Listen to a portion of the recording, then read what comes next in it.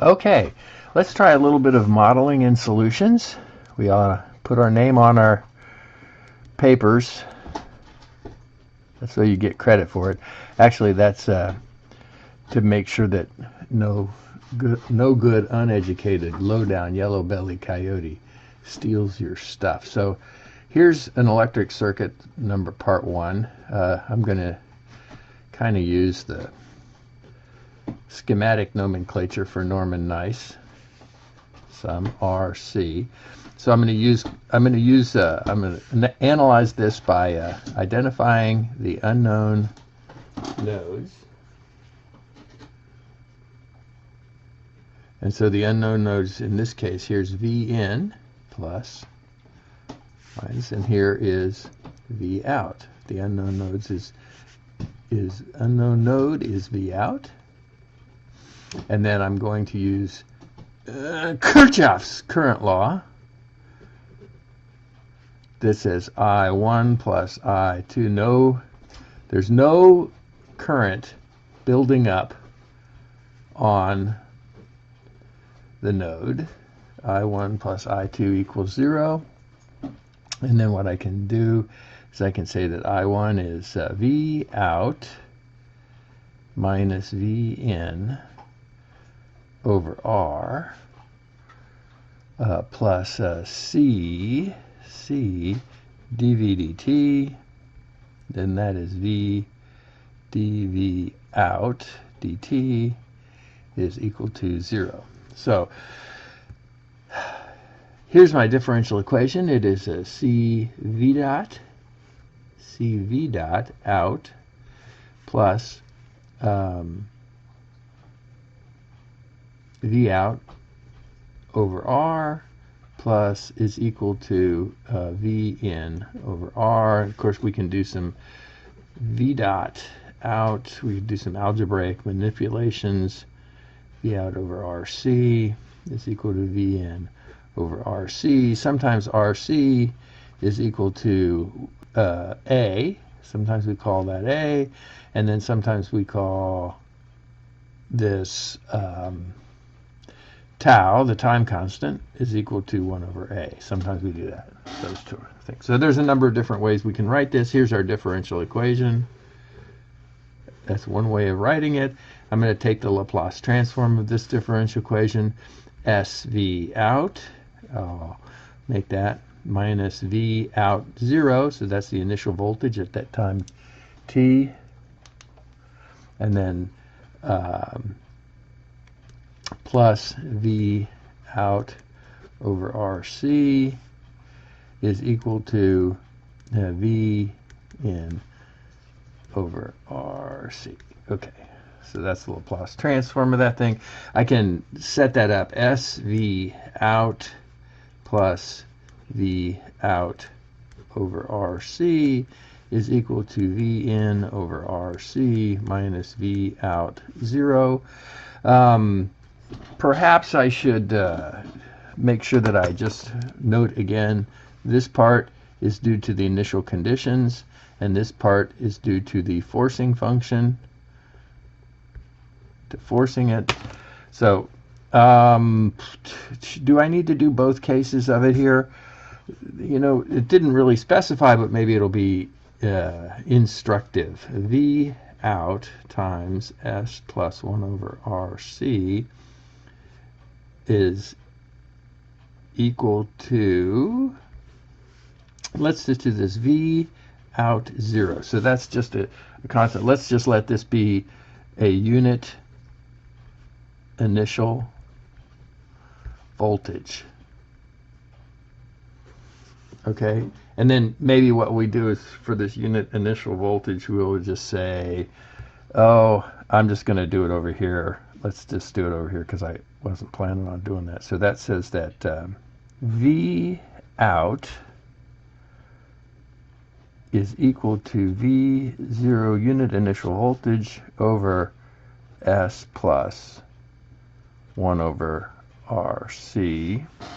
And then, you know, using the table of Laplace transforms, well, I guess, really, I can just do this by inspection, right? E to the minus AT. Okay, so let's do the second part where I'm going to say that V out due to a step input of V in is going to be V in 1 over S plus RC. I could make this look like this. Oh, sorry, I got ahead of myself here.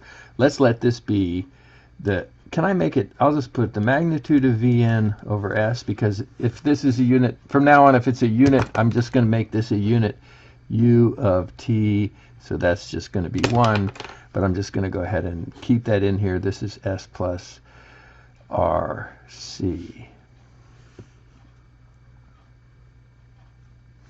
And then I'm going to say, if only I could make this look this way, A0 over S plus 0 plus A1 over S plus RC. So this is using the partial fraction expansion. And then what I'm going to do is find out that A0 is equal to the root that I'm interested in, that's S plus 0, times the whole function, which is going to be 1 over S, 1 over S, 1 over S plus RC, evaluated at S equals 0. So that makes it easy. Now one thing that I guess I should really write this S plus 0, that's kind of that way. So this and this cancel out. That way we don't get any kind of, it's just going to be 1 over RC. A0 is 1 over RC. So A1 is equal to the root that we're interested in, S plus RC, the whole function, S plus 0, 1 over S plus RC, evaluated at S equals minus RC.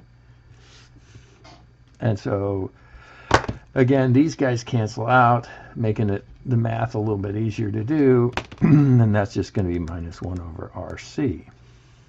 And so that now, just by inspection, I know that V out of, if I make it V out of S, is equal to 1 over RC minus 1 over RC e to the minus AT, where, you know, we know what A is, right? We still know what A is.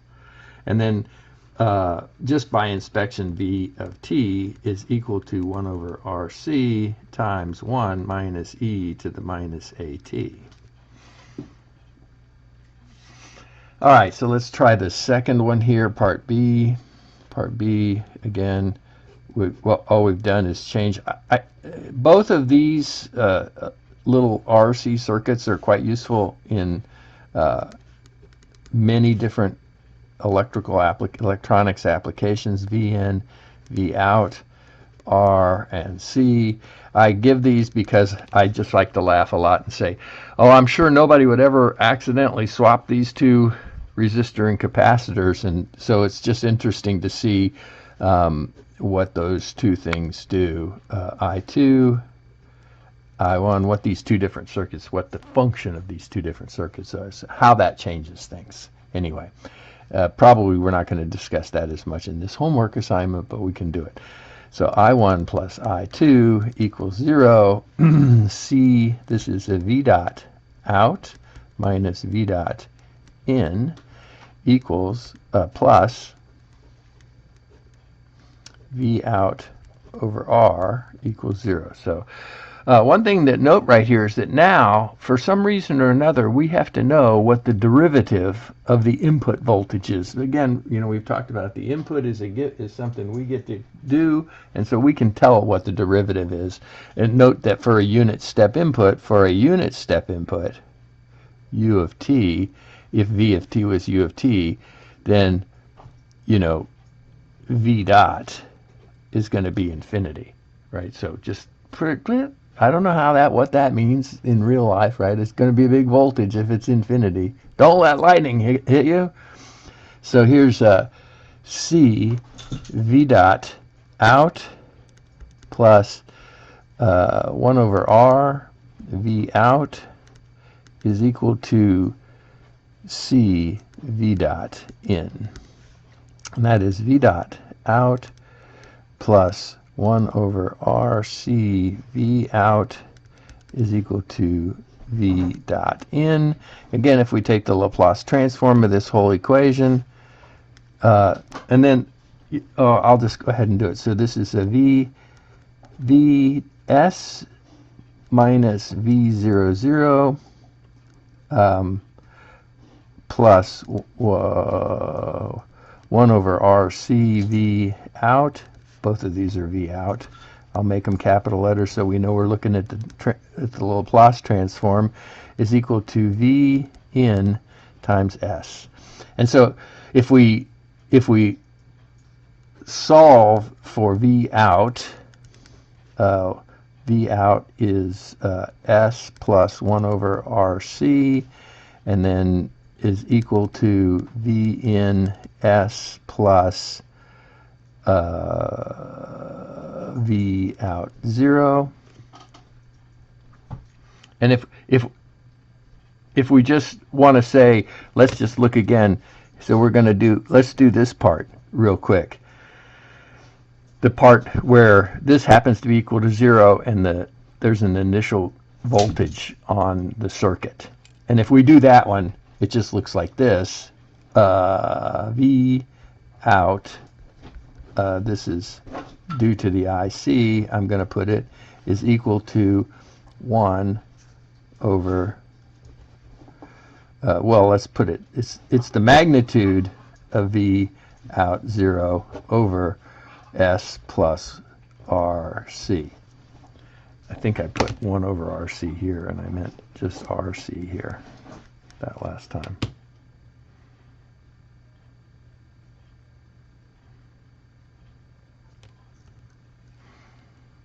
I'm a little worried about this nomenclature, but okay, so just by inspection here, my bigger point is that here's the voltage due to the initial condition e to the minus at. So we already did that one. We don't have to worry about it. But now if we wanted to look at what the voltage output as a function of some forcing function is, that is going to be S V in over S, because it's the magnitude of V in over S, because that's what a unit step input is, plus times 1 over S plus RC. And then if only we could, oh, there's an S here. S, this is just V in over S, and this is the whole function here. And as it turns out, all this stuff just cancels out anyway. And so now we're just back to V out is equal to e to the minus at. So now if we look at what the response is, if we just sketch the response for this one, here let's sketch the response for this one. Notice that this one, the response for this one, time, voltage, this one is good for, it's good for this one, but it's also good for V out for a unit step input. I mean V out for an initial condition. So these are both the same. They look like this. You know where I might put this as a time constant, 2, 3, 4 4 tau. Looks something like that. And this one, if just happen to notice, if we notice this one, it looks like this, where this is 1. And so you can see that they're reflections. So hopefully we have the right answer, but we never know if we have the right answer. So let's see how we can check our answers by looking at some numerical simulation.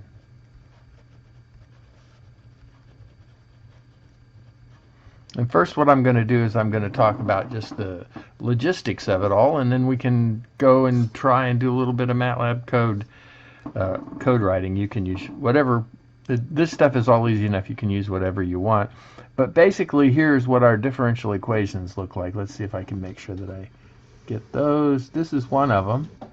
And then this one is the other one. And you'll notice that they're pretty much the same, except for the fact that our inputs are a little bit different. So let's just use this one here, and what we're gonna do is we're gonna solve for the highest order derivative. In this case, we got first order derivative, so this is Vn over Rc minus V out over Rc. That's V dot. And then, so we know that we can use the Euler integration scheme to say that V dot is approximately equal to, it's the limit, I guess I can start with the limit as delta t approaches 0 of V out old minus, new minus V out old over delta t. And then one of the things that we can just solve this algebraically is find out what V out new is equal to V out old plus V dot out delta t. So here we're going to write it. V k plus 1, V out, let's say, so this is V out of k, right? And that means each one of these subscripts is also k. I'll put them in parentheses so we remember. Like this is at time k, whatever time k is. V out of k plus 1 is equal to V out of k plus V dot out of k times delta t. We're all done. So why don't we just try to do a little coding in MATLAB and see how that works too, right? Okay. Okay, so I've started my MATLAB. I've got an old version of MATLAB and everything like that, but let's get an editor started here. Just good practices. I just like to put in model and DE solutions .m. I like to put my model, I like to put my code, what I call my file, as the first one. I'll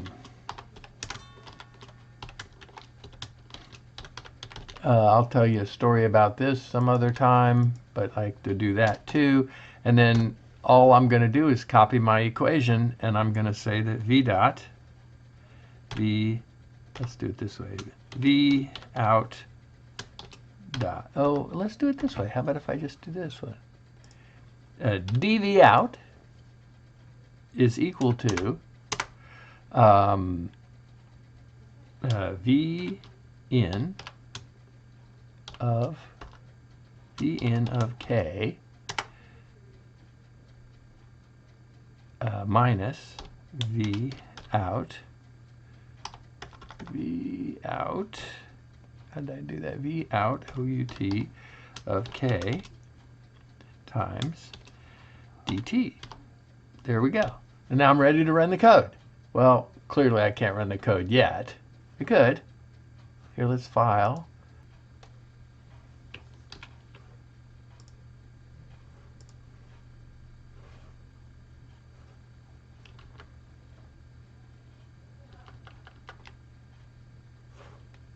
Let's go ahead. All right, so clearly I can't do, I can't just run this. I mean, I can run it, but I get some errors here. It tells me it doesn't know what k is. That's the first variable that it ran into on this side. It said, well, what is k? So clearly I have to do some stuff here. One of the things that I almost always do, not always, but almost always, I clear all and I close all, especially in development. That makes sure that there's not some other variable that's still lurking around in memory to cause some kind of trouble in some way or another. But basically we have to now put in some of the I know what we have to, this is the numerical. We should do the analytic first, right? I have that one too, and that says V, let's see, V out analytic is equal to V in 0 times 1 minus EXP times A times T. Okay, so we have to just do that. Close the parentheses enough times. So clearly it's not going to know what T is, so we probably ought to put in a T here. That's just T equals 0 to how far do we have to do it? Well, actually we want to say R equals 1, C equals 1. So we know that the time constant is 1 over RC, so the time constant is 1. So we expect that this decay is going to be completely finished in 4 times the time constant, about 4 seconds. And so a lot of times what I'll do is I'll just go ahead and make it a little longer than that. I mean, you can just guess at this if you want to, but you know, we ought to use a little bit of sensibilities. 0.01, that's kind of a pretty good standard one. And let's go to 5 seconds. Let's go from 0 to 5 seconds. I put this little semicolon on the end so it doesn't print those all out. So that's what T is equal to. I guess we could even just here say A equals A equals R times C. So A is equal to RC, but tau is equal to 1 over RC. So why don't I just do that? Tau is equal to 1 over RC. All this stuff. And then let's just go here. Let's just make that as generic as possible, right? So that gives us 5t. And then what we want to do is so now we've got dv. So we're going to do analytic solution here. I'm going to just highlight this. I'm going to comment it for a moment because now we're just going to do the analytic solution.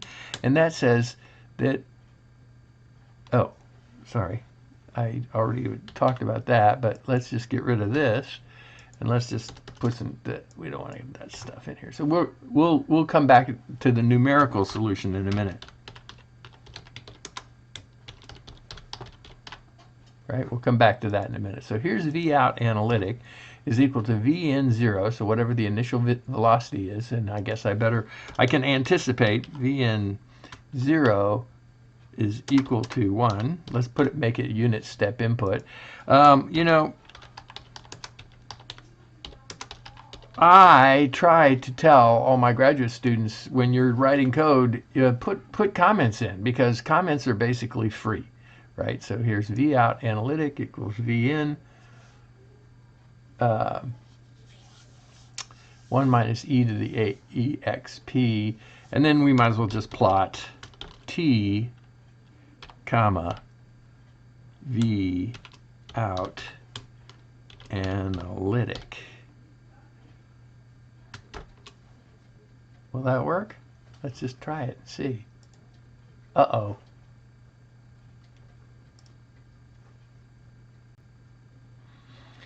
All right, so it doesn't know what RC is. 1 over R over C. That's just because I don't know how to program and I don't type right. And now does all work. Let's see if that one works. Oh, nope, it's something like that. Not enough arguments for the exponent. Exponent is not a function. It's this way, right? So now we can just run that. Uh-oh.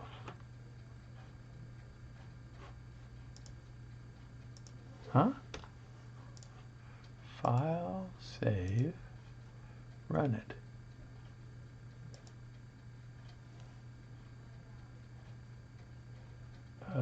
Somehow this is not file. It's not.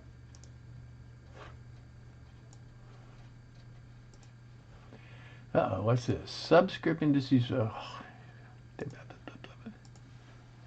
There you need a multiplication thing. Well, that's not right. Oh. Curse you, minus signs. Well, how do I know that's not right? I know it's not right because that doesn't look like the little sketch that I made. So something seems like that's wrong. Oh, there's a minus sign. Let's try that one instead. Okay, so that's good. And I might choose to make this thing like X label, tick time. You know, again, and so all this stuff. This is all like just extra work, isn't it? But You can't give it to your boss before you do this kind of stuff. Otherwise, you don't get a raise. This is a voltage output, comma, I guess I don't have to put units in there, comma volt. Why not? As long as I'm there.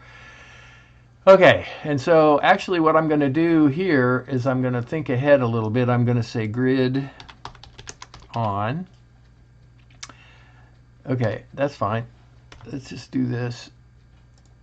Okay, perfect. So that seems like that works. I've got 4 times the time constant less than 2, so I'm good to go with that, right?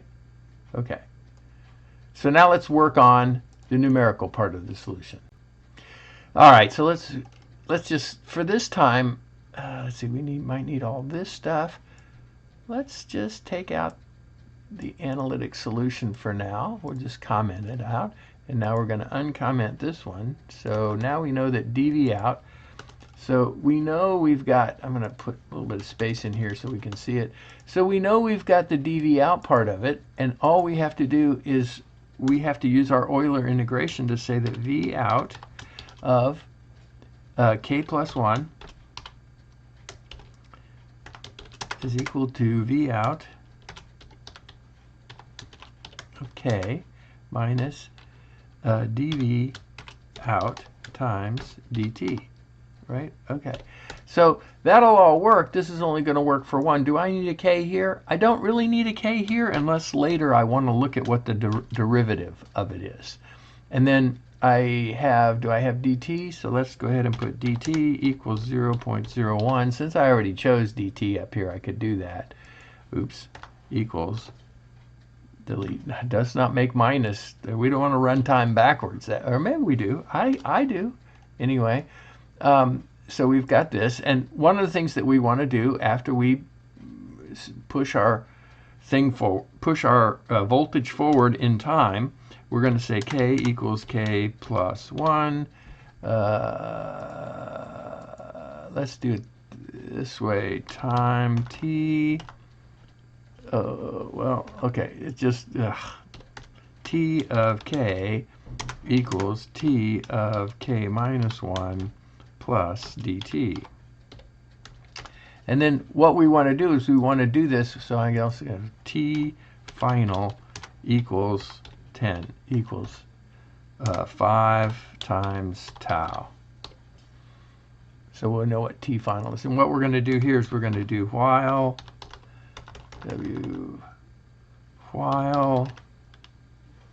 t of k is less than t final,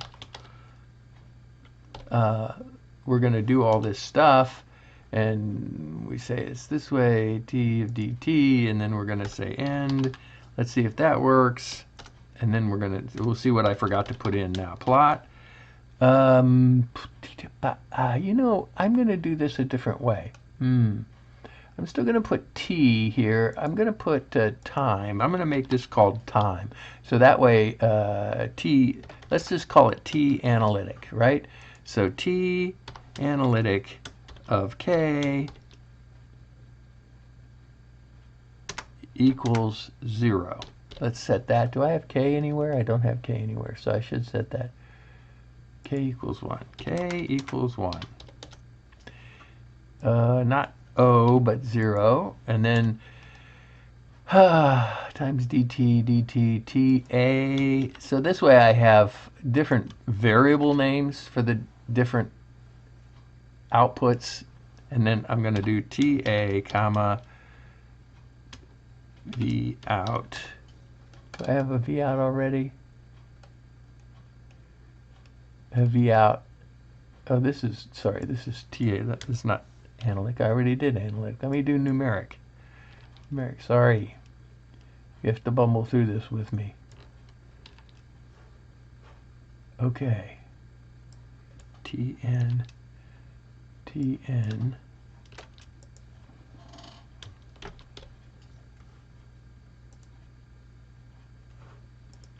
Oh, there's no t final. Okay. What did I do? I erased t final. T final equals 5 times tau. Let's do it that way. I don't know.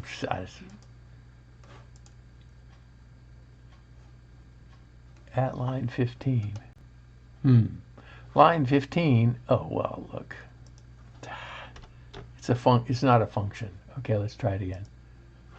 Okay, undefined function Vn. Vn of k. So I have to initialize Vn of k equals 0. So we're going to do the case where we have a unit step input. Oh, Vn of k equals 1. Actually, all right. I'm just going to go ahead and assign Vn of k equals 1, because we might want to change this later. Like, we might want Vn to change as a function at times, so we might as well keep it as flexible as we can. Vout, undefined command function, Vout at line 32. Vout of k minus Vout of k, dv of k equals Vn of k minus Vout of k. Oh, I also have to set up, so this is the input, Vout at time k equals 0, and this is the initial condition. Right? So we have to put all those things in.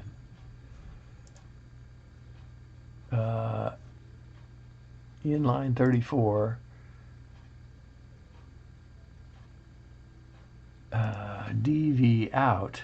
See, I originally wasn't going to put that. You really don't need this k on dv out because it changes every time, but unless you need to go look at it again, you don't really need it. But I changed it, so, well, that's not right either, is it? So we have to figure out what's going on with this. Okay, well, I noticed that I'm almost a computer scientist now putting C's in there, but there was a plus error in there. So that's still not right. So I'm still going to look here, see what's going on. Okay, well, as I look at this, one thing is for sure, it doesn't make any difference on this one because R and C, 1 over R over C times everything in here, right? So I needed to do that, but that didn't make any difference because that, it's still, yeah. Okay, well, this is supposed to be an equal sign. I don't even want to know what that was doing. Not enough. Oh, lordy, lordy. Look, this isn't the right doggone equation here.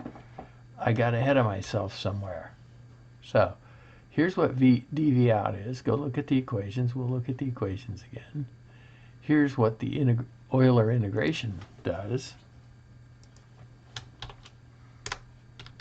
Derivative, percentage, Euler integration. All right, now let's run it again. Oh, there we go. So that seems like that makes more sense, doesn't it? So before we go on with that, let's just go back and let's put both of them together here. What I'm going to do is I'm going to uncomment this. I kind of know what I want to do here. I want to plot this, comma, tick. I want to make it yellow, and there will be a reason for this later. And then I want to make this be a tick line width. I'm also not minding doing this so that you guys get some ideas of some different options that you can use. 7. Oh, but I have to do one last thing. Hold on, and then just before, otherwise I'll just forget. So let's just do that for now. And that shows the analytic versus the numerical. So one of the things that we might want to try to do is, let's try changing dt a little bit. dt is, oh, I did change dt a little bit. Let's try changing dt to this. How about that? Maybe there is a difference in dt's. 0.01. Let's try that one.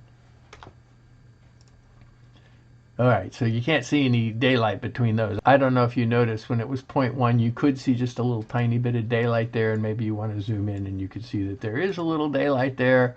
So let's just go back and make this 0.1, run it again. You can't see any daylight. Maybe we better check real close. Yeah, you can still see some daylight, so maybe we just make that smaller, and that looks even better. You can't, this is all happening in a blink of an eye, so we really can't see it, but we're basically looking like, right, in the third decimal place, we're looking at an error in the third decimal place, so maybe we're good with that. All right, so one of the things is, let me just not hold this off for 1 second. And then let me also not close all for a second. It won't hurt to draw this a couple of different times. But one of the things that I want to just do is so once we have the numerical solution, one of the nice things about it is we can just say that the V in is 0, but V out at time 1 is equal to 1. And then let's get rid of this V. Oh, here, let's just do this. V in is 0. Okay, so this gives us an initial condition, V out of 1, but it sets the input V in to 0 all the time. There we go.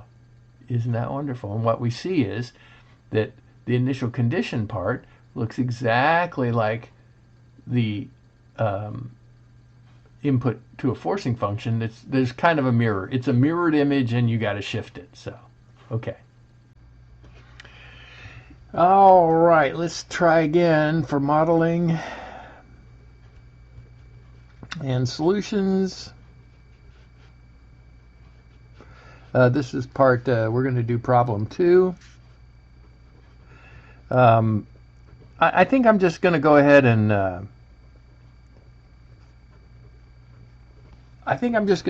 do all the free body diagrams and generate the equations of motion before I start any of the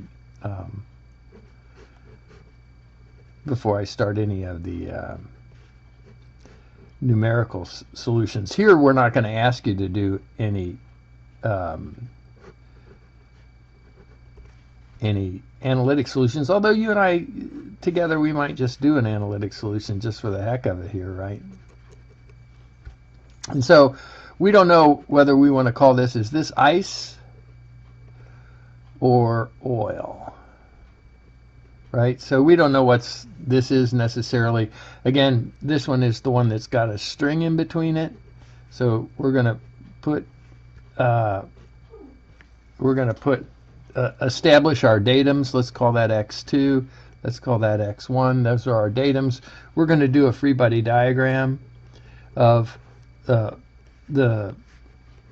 mass 1, m1. And before we forget, let's just go ahead and put the D'Alembert force onto that.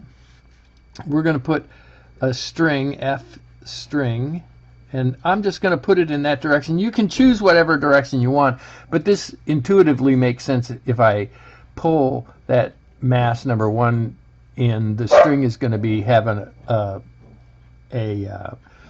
force that wants to counteract that. And then also, if I put the force in the other direction, then the string is just going to be like a piece of spaghetti and not do anything. And then I'm just going to also put in here B times X dot. And now I'm going to do the equations of motion for this one. Let's just go ahead and do the other free body diagram first. So here's a free body diagram of M2. Again, you know what? I can just put this F string. Does Newton's third law, equal and opposite reaction. I definitely want to put the D'Alembert forces on there. And then here's going to be B to X. These are x1s here, so I got to make sure I do that. So here's the equation of motion for this. Is going to be m1 x double dot 1 plus b1 x dot 1 plus f string string equals F. And then here we're going to put that M2 x double dot 2 plus B2 x dot 2 is equal to F string. That's my dog. Oh, hi, dog. And one of the things that we notice here is we could solve for F string in both dimensions here. And then one of the things that we see if we do that is we're going to say this is a M1 x double dot 1 plus, oh, just a minute, B1 x dot 1 plus M2 x double dot 2 plus B2 x dot 2 equals F. So we just substitute in for F string. And one of the other things that we just notice here too is, by the way, this string is inelastic. It is rigid. And so x1 equals x2 as long as it is in tension, right? It has to be in tension, otherwise that's not the case. And then we can just say this is just M1 x double dot plus B, sorry, try it again. M1 plus M2 x double dot plus B1 plus B2 x dot equals F. Ta-da! Okay, so here's part A. Let's do 2B. We'll do 2B, so we're going to do a free body diagram. This time we have a spring in between them of M1 x double dot 1 M1 x double dot 1, and here we definitely want to put that B x dot 1.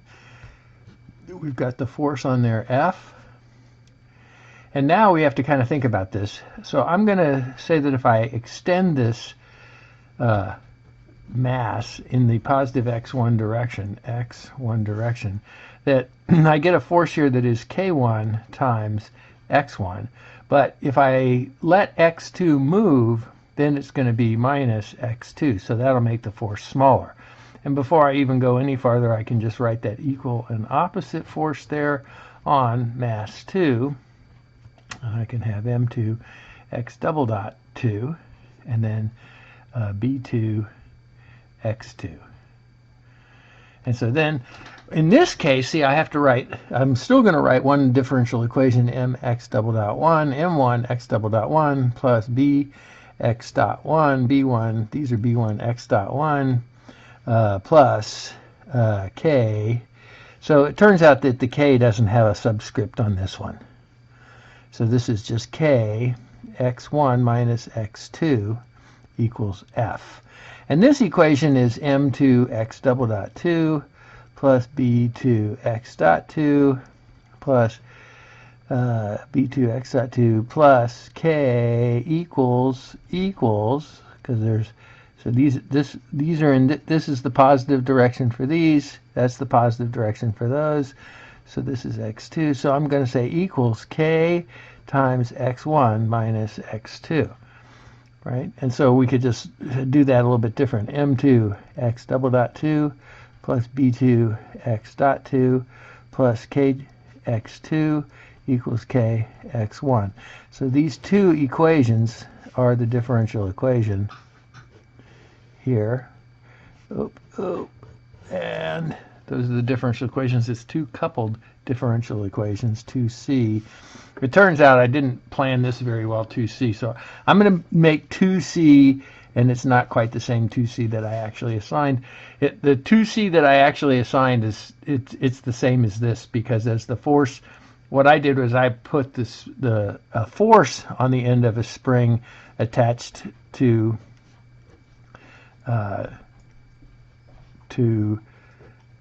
this spring K2 M2 K1 M1, and then again, whether we want to have ice or oil, that's how we do it that way. We'll define our two datums, x1, x2, but this time I'm going to go ahead and I'm going to say that this is K, this is xi, which is an input.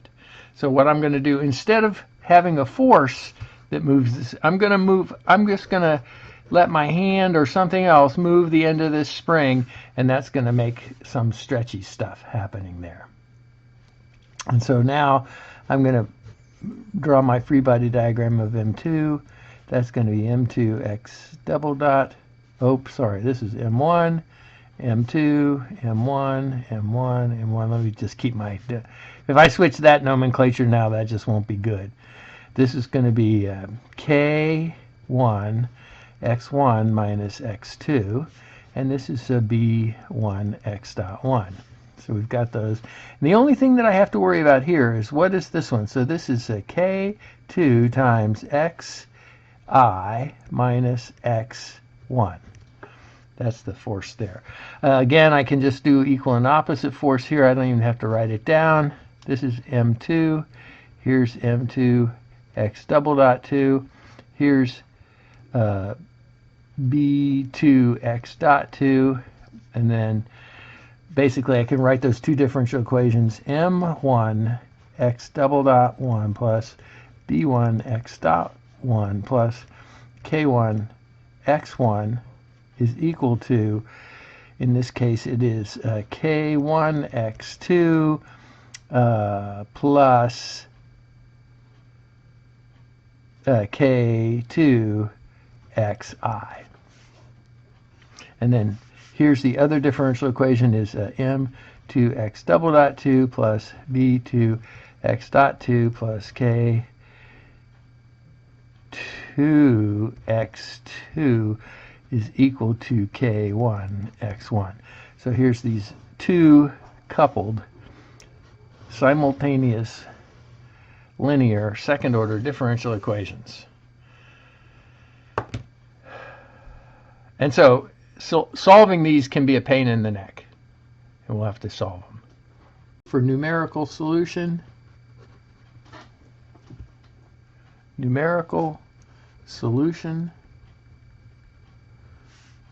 let's just do this. So clearly I can say X double dot in this case is equal to F minus B1 plus B2 X dot over M1 plus M2. So if I know what those are, I can solve for that. I can just solve this as X dot K plus 1 is equal to X dot of K plus X double dot times delta T. And I could just do X dot X, not X dot, X of K plus 1. I'll integrate that too. I'll integrate X dot to get X is equal to X of K plus X dot at time K delta T. Now, I want to point something out to you that in this particular case, I'm using X dot of K. I'm going to put a little red asterisk by this, X dot of K. And one might ask, like, I don't know. Why would I not, if I just went and figured out what X dot of K plus 1 is that a more accurate solution? Is that a more accurate representation? Can't get my pin to work. Why not use that here? And there's reasons not to, and there's reasons to do it. But then the reason that you don't do it is because that is not. Let me get a different red ink pen here. That is not Euler integration. It's something else. It happens to be trapezoidal. I can explain that to you another time. But for now, we're just not going to do that. So I'm not going to do this part. Don't do this. Because if you do that, you'll get a little bit different answer. There's sometimes when that answer is better. So sometimes people will want to do that. And then what we can also do is, again, because these are all very similar, we can just, this is, because of this string being rigid, we just had one second order differential equation. In this case, we're going to have two differential equations, and we're going to set it up like this. X double dot 1 is equal to, I'm going to do these equations. You can plug in, what is the difference between these equations? These two equations have a little bit different input. The only difference is the difference in the input here. And I'll let this left as a trivial exercise to the student to change f into k times xi. So this is x double dot 1 is equal to 1 over m1. And then this is going to be k1 x2 plus k2 xi, not dot, xi, minus b1 x dot 1 minus k1 x1. And then this is x double dot 2 is equal to 1 over m2 times k1 x1 minus b2 x dot 2 minus k2 x2. So now the only question is we have to just implement these equations in our numerical solution format, and I'll do that for you here in a moment. All right, so now that we've got all this stuff done, let me write a couple of MATLAB codes here using numerical methods. We're going to use that same Laplace transform solution. Okay, so I'm just going to say here I've defined M1, M2, B1, B2, K1, K2, even though, by the way, sometimes we just have one spring. I guess I should say part B. In part B, spring, not spring. Okay, k equals 1. I don't know why I have k equals 1. Oh, k is our counter, equals 1. I set my time equal to 0. I set my dx, so my initial velocity is equal to 0. I don't think I need this. I don't think I do this. T final, I do that. Okay, let's get rid of this. Okay, I don't know. This is an old one that I cut and pasted in here. Looks like I don't need this f of k either because I got f of k down here. Okay, so I'm going to set this up. Here's the one with the spring in between. x1 is equal to 0, so it starts at x1 equals 0, starts at x2 equals 0. Those are the initial conditions. The velocity of mass 1 is 0, the velocity of mass 2 is 0, and then dt is 0.01. I just guessed at that. If that doesn't seem to work right, if that doesn't give you answers that seem right, then you should change that, make it smaller, and see if that helps. The t final, I just picked 10 again. While time is less than t final, I'm going to do this with my, let's say f of k is equal to 1. So I'm just going to make it a unit step. I should put a unit step. And then ddx k is 1 over m, ddx2. I've got this, my equations. You can go check those, make sure they're right. dx1, dx2, x. So I'm using Euler integration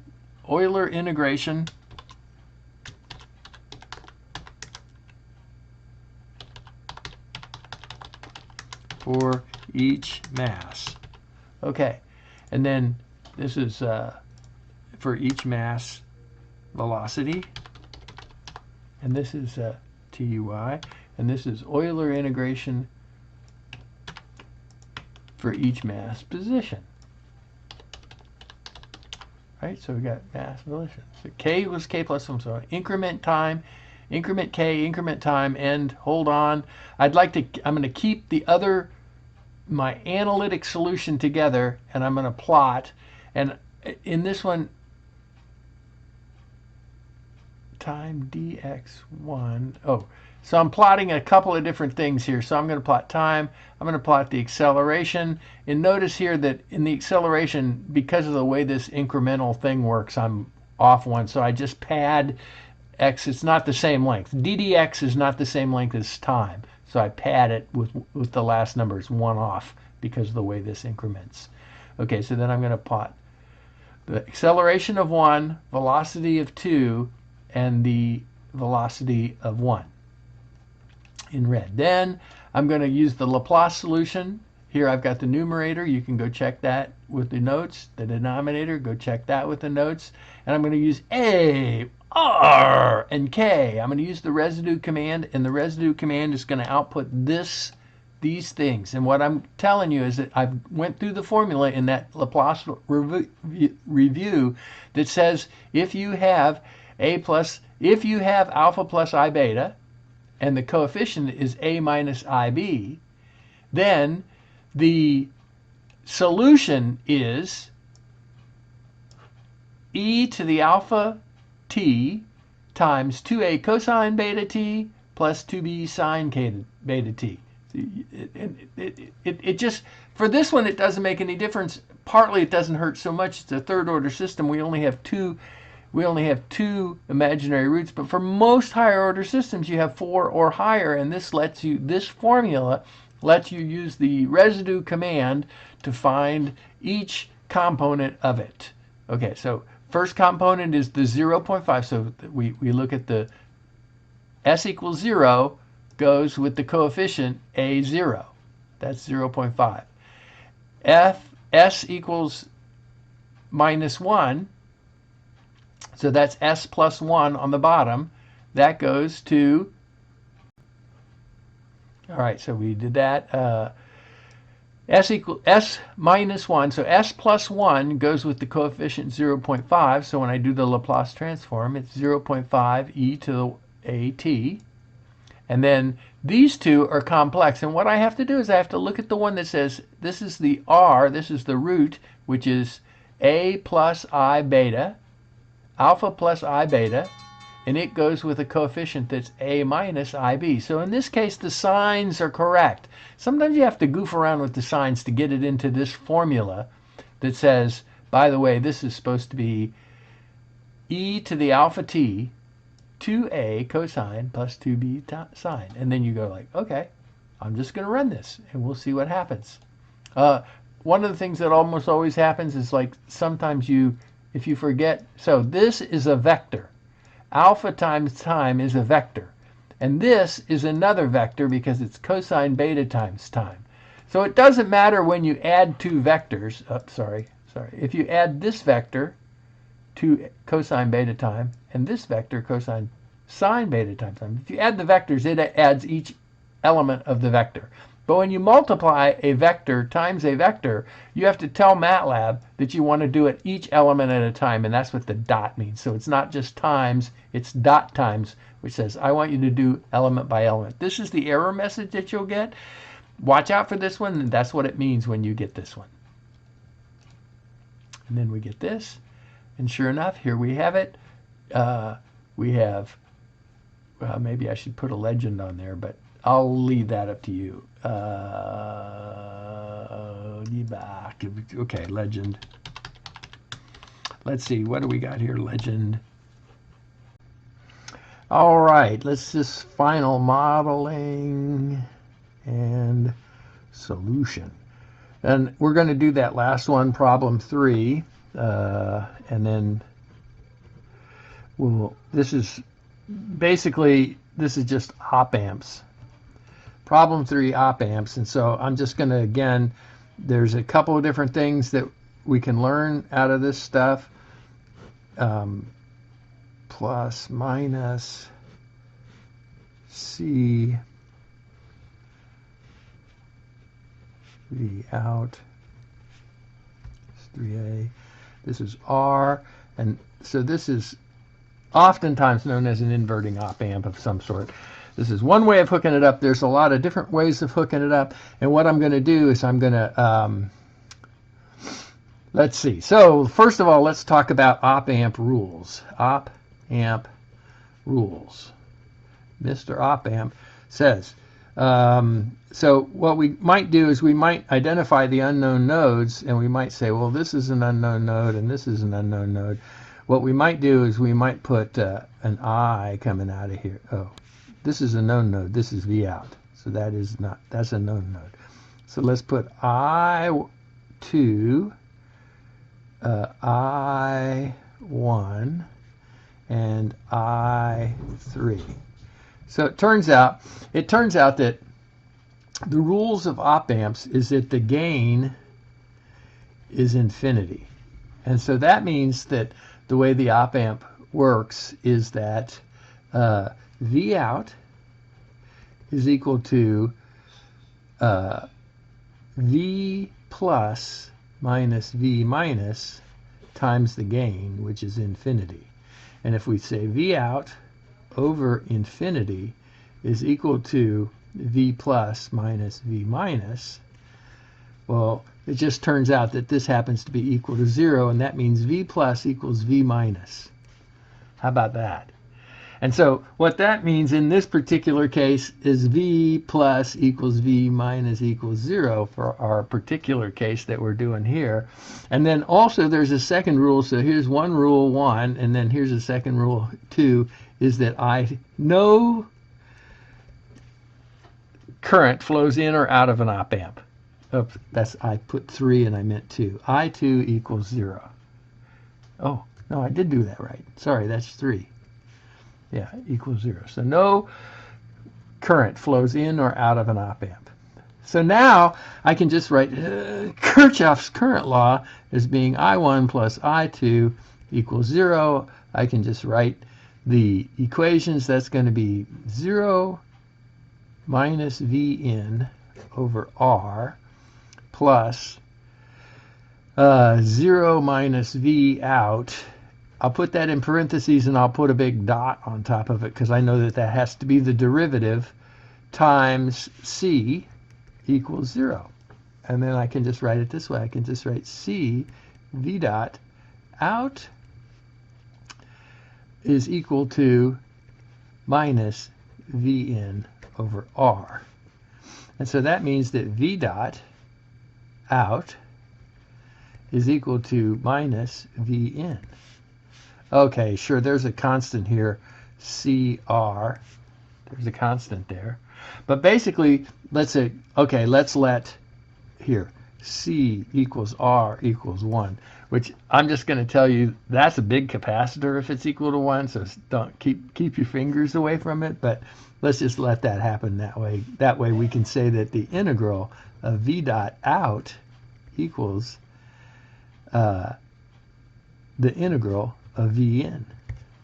So what that means is that if I wanted to integrate, if whatever V in is, if I put it through this, V out is equal to the integral of V in. How about that? So this is an integrator. All you have to do is put this in every city in the country, stops redlining, equality reigns throughout the world. All right, so let's do the other one. Is going to be, so we're still going to do this. This time we're going to do an inductor, plus minus R, V in, V out. Again, we don't even have to, here's a I1, I2, and then I1 plus I2 equals 0, and then the I1 is 0 minus V in over R plus, and then this is the 1 over L, I got this as an L, it's 1 over L, the integral of 0 minus V out dt, if we equals 0. And so what that's telling us is that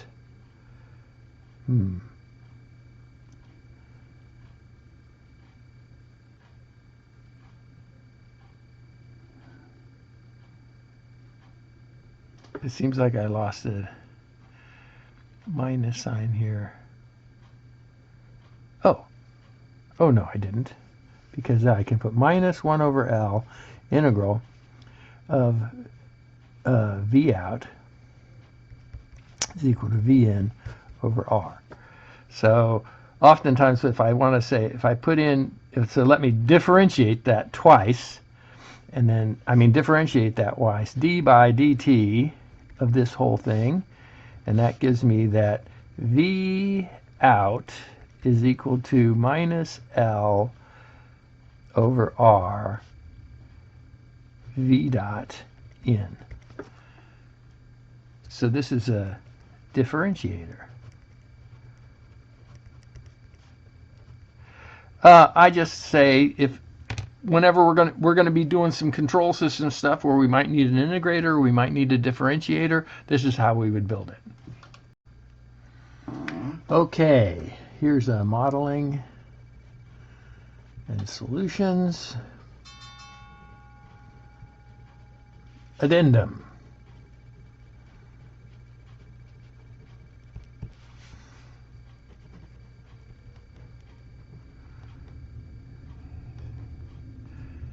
Page 4. This is solution using Laplace. So, in general, let's look at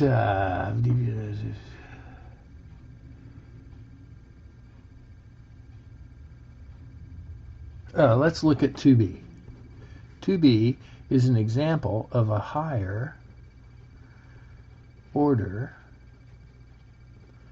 system. And one of the nice things about Laplace transforms is we can look at these higher order systems. So we have these two differential equations. This is m1x double dot 1 plus b1x dot 1 plus kx1 equals f plus k1 x2. I think there's no subscript. I can't remember. So that's one equation. And the second equation is m2x double dot 2 plus b2x dot 2 plus kx2 equals kx1. So these are two coupled linear differential equations, second order differential equations, and it's this system of equations that we have to solve. But the good news is what is good about Laplace transforms is we're going to take the Laplace transforms and we're going to say, hey, no ICs. Because if we don't use ICs, we can use the mechanical engineering, ME mechanical engineering Laplace transform, or for those of us who are born in Texas like me, Laplace transforms. All right, and so what that means is all you have to do is, if there's no initial conditions, you just have to look and see how many m1 s squared x1 plus b1s x, how many dots are above the variable, convert the variable, you're all done with it. Kx equals f. Now this is hard because this is, I'm going to put f of s because this is already a capital letter. Now I've capitalized it. I just used a different font. And then this is k times x2. So here's the Laplace transform for that. Here's the Laplace transform s squared x2 plus b2 s x2, these are x1s, plus k x2 equals k x1. So those are the Laplace transforms of the differential equations. We're doing the easy way. We're doing ICs because what we saw the last time was that the ICs didn't make any difference. If this is the difference, if this is the solution for an IC, we'll see more of this in more specifics. But in general, the response due to an initial condition is the same. So more or less, we just have to. It's got the same dynamics. So that's what we're going to do. Is just do it this way. So one of the things is that let's suppose that we're looking for x1. Solve for x1. x1 of t. And so what that means is what we'll do is we'll solve this equation 2, 1 and 2. We'll solve equation 2, x2 to m2s squared plus b2s plus k is equal to k x1. And what we'll do is we can solve this for x2 is equal to k x1 divided by m2s squared plus b2s plus k. So there we go. That's x2. And then guess what we can do? Aha! We can plug it in. I should have just stopped my arrow here. We can plug it in for x2. And so then we've got a full order different m1 s squared x.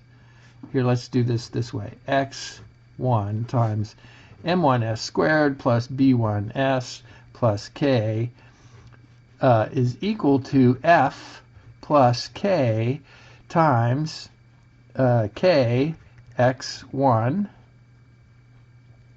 over m2s squared plus b2s plus k. So we've got that.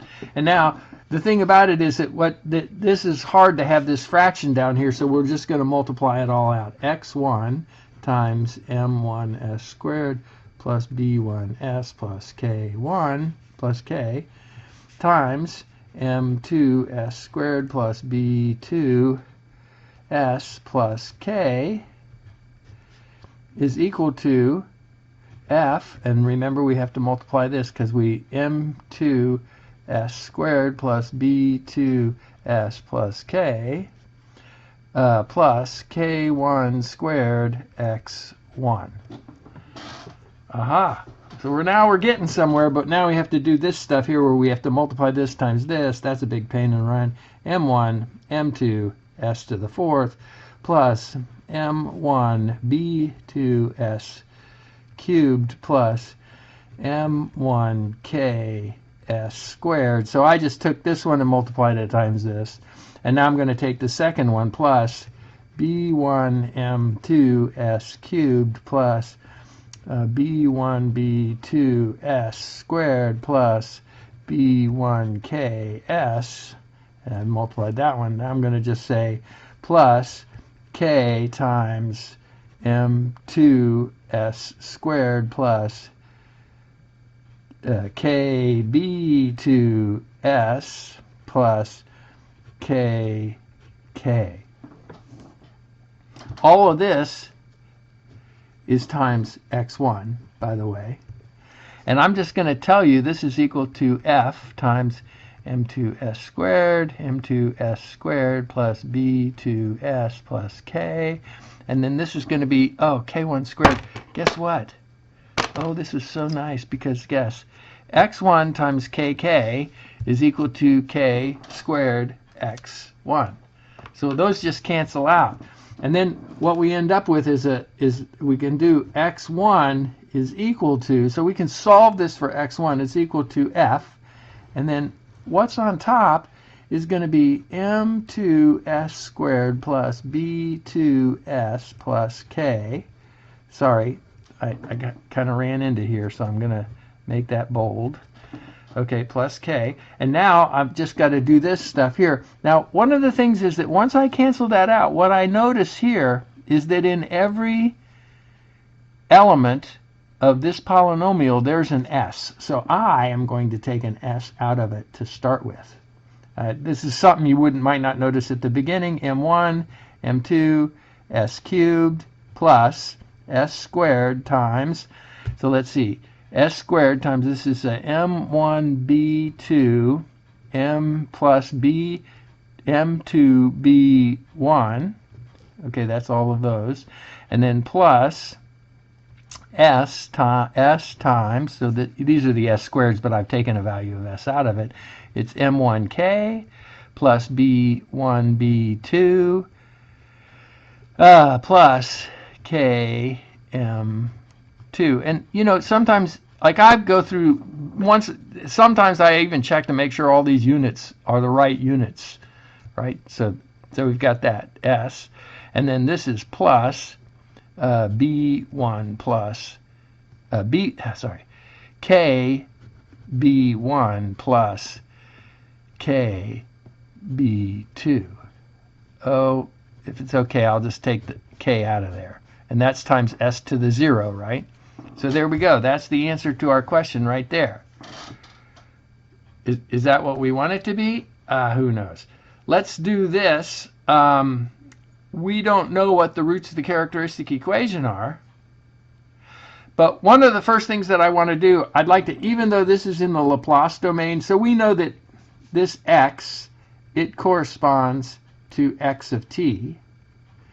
And then s, so if we go back up here and we say, you know, anytime I had an x dot 1 and I turned it into a Laplace transform, I just multiplied by s.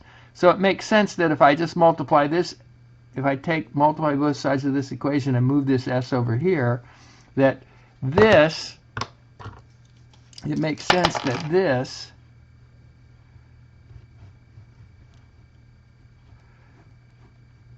sx corresponds to velocity of t, right? So what I can see is this is just integrates over time. So this is, and it makes sense when I look at that system of two masses and I pull on it, it's just going to eventually move out of the picture. But if I just look at the velocities, you know, maybe that will make some more sense. Sometimes I want to look at the position, but sometimes I want to look at the velocities. So that's how that would work. Okay. Okay, remember we're doing modeling and solutions. And we're doing Laplace solutions. And I'm Dr. Greg R. Luecke, and this is page 5. And so what we've got is we've got that the velocity in the S domain is equal to F in the S domain times, this is m2s squared plus b2s plus k over, so it's a ratio of polynomials, and this is m1 m2 s cubed plus m1 b2 plus m2 b1 times this is s cubed, this is s squared plus s times, this is m1k plus b1 b2 plus m2k plus, I ran out of space here, plus k b1 plus b2. Now, in our method of partial fraction expansion, if only we could just put this, that v of s was equal to when you wish upon a star, makes no difference who you are. Let's do the magnitude of s. This is a, so 1 over s, so let's use a unit step,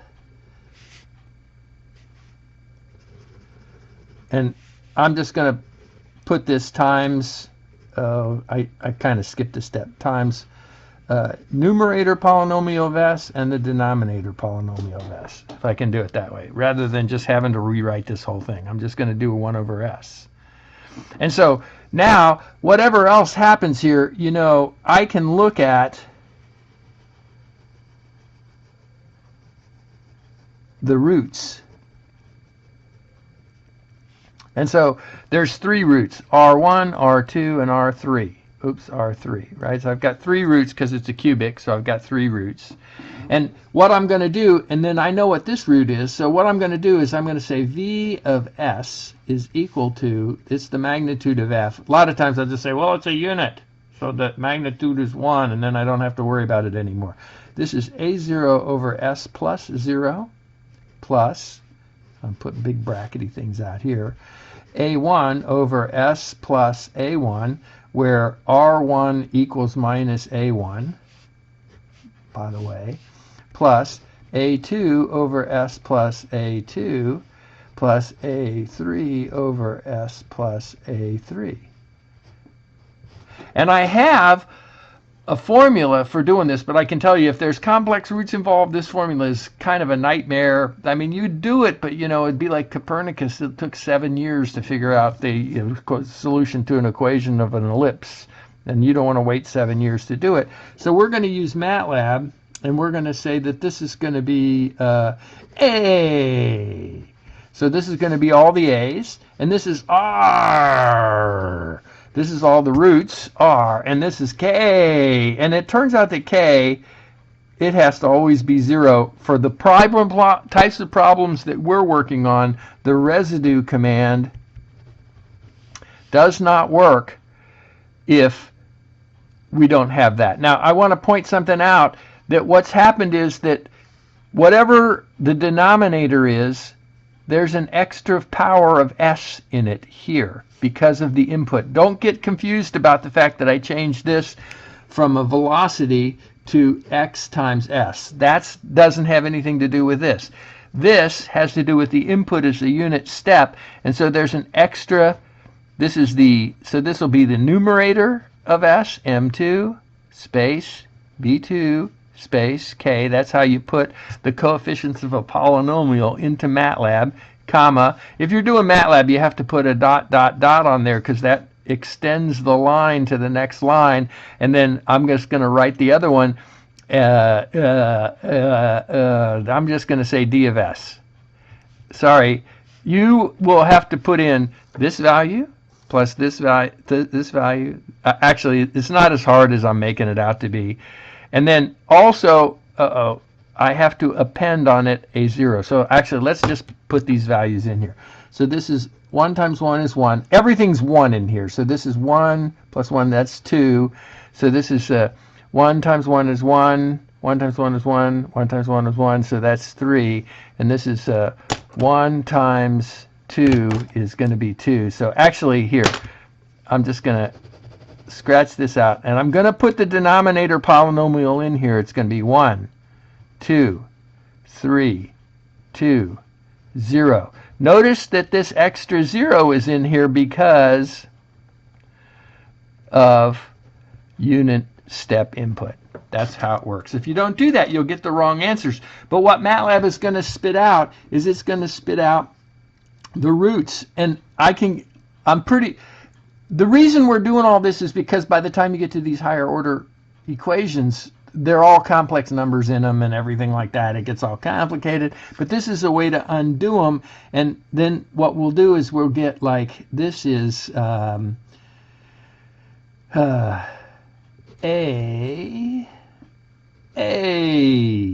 It'll tell you what A is equal to, and usually this is going to be a real part plus I imaginary part. And how many of them will there be? It will give us 1, 2, 3, 1, 2, 3. It'll give you 4 A's. And it will give us R. This is the roots. And those also will have a real part plus an imaginary part. And there will be 1, 2, 3, 4 of those. Okay? And what's good is, once we've got all those roots, I'll show you later. We didn't talk about it in class yet, but basically, when you have something of the form, when you have 2 of them, let's say we've got dot, dot, dot, and we've got A sub I over S plus A sub I, and they're complex, they're going to look something like this. I'm going to say that the A sub I is going to be, I'm going to say that it's going to be S plus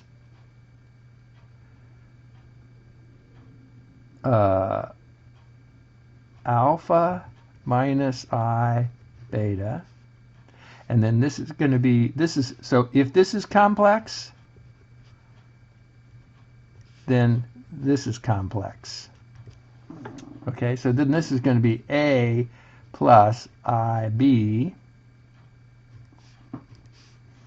A minus IB. There's a minus sign here. So this is a whole bunch of math in between here and here. But basically there's a formula that says, oh, if you have alpha and beta, and you have a root that's alpha and beta, notice that alpha is likely to be, so alpha, the magnitude is going to be a negative number. But if you have that, then what this resorts in a solution to is that this whole thing is e to the alpha minus alpha t times 2a cosine beta t plus 2b sine beta t. I'll point you to the answer to that in a different place.